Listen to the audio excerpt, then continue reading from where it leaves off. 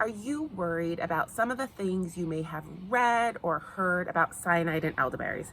Now, if you have, I am going to walk you through step by step how to not only pick but process your elderberries in a way where you get all of the antioxidant and anti-inflammatory health benefits, but doing so in a way where you limit your risk to cyanide.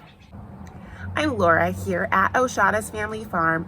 Now, I'm a busy working mom, and I have found a way to balance my full-time busy career life alongside with growing and using natural whole foods for a healthier diet.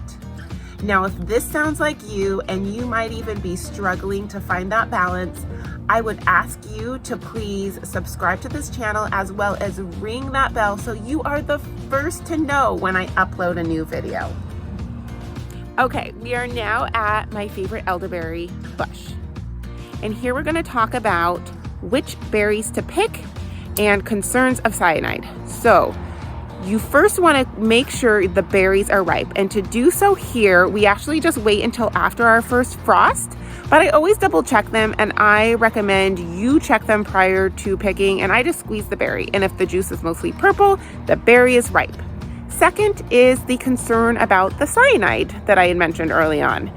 And there's certain parts of the plants that have the most concentrated areas for cyanide concern, and that includes the branches and the leaves as well as the seeds.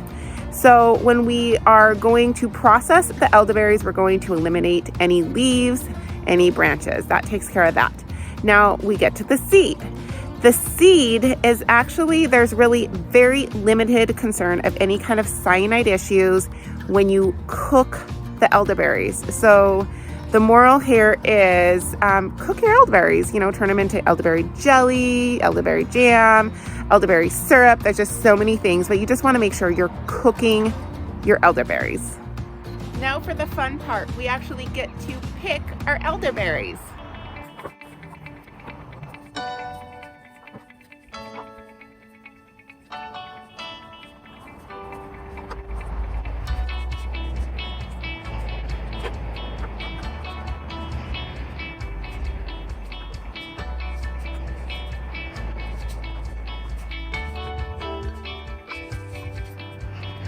Well, we've picked our elderberries and I have them out here on trays, and I am going to have my son Johnny, who I will introduce you to shortly, show you how we remove the berries from the stems.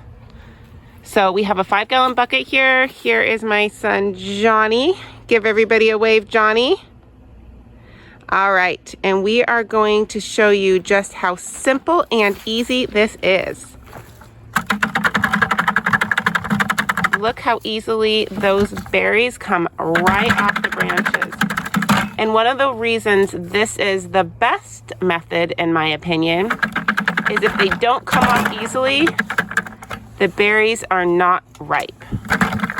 All right, we are joined by my son Johnny again, and we are going to soak our berries. So we're gonna go ahead and put that 5-gallon bucket into the sink. And we are going to soak those berries with nice cold water.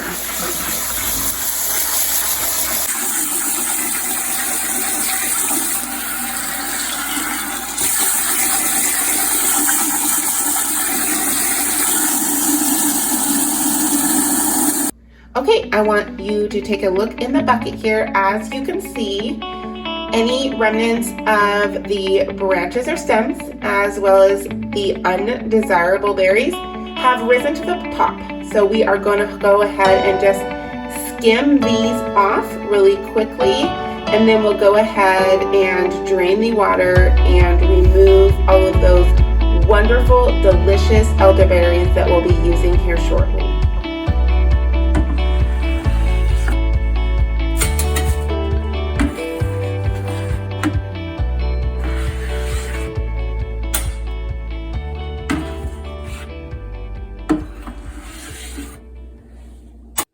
Okay, we are almost done. We have picked our elderberries. We've taken them off the stems. We have soaked them, removed our extra debris.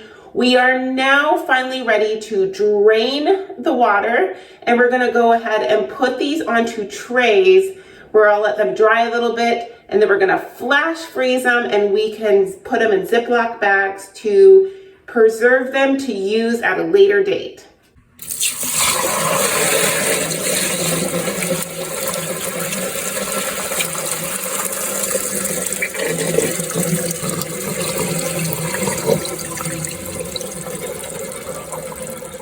So you saw me drain the bucket of elderberries into the colander. Now I have taken those berries, lined these cookie trays with paper towels, and I'm letting them dry for about 20 minutes. Our next step is going to remove these paper towels, place the elderberries on the cookie sheets for one more time. I'm gonna flash freeze them, and after that point, we will put them into our Ziploc bags and they'll be ready for permanent freezing. Okay, our elderberries are done drying. I'm gonna go ahead and put them into the bowl prior to placing them on for new cookie sheets for flash freeze.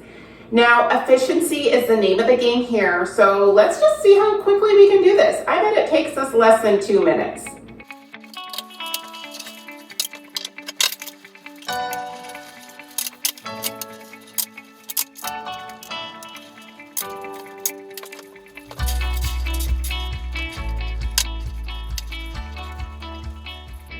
All right, we are all done. I have my bag of frozen elderberries here. They're ready to go into the freezer until I'm ready to use them to make a syrup or a jam or a jelly.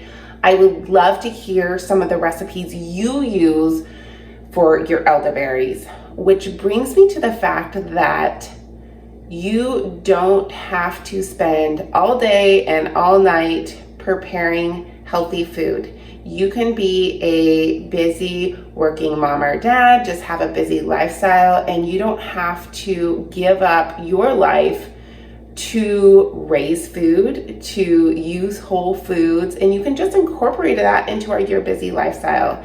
And so I have created a series of videos where I give fast time-saving tips to incorporate fresh foods into your diet and how to preserve them so you can use them later. If that's something you're interested in, I ask you to please go to my channel and check some of those videos out. Until next time.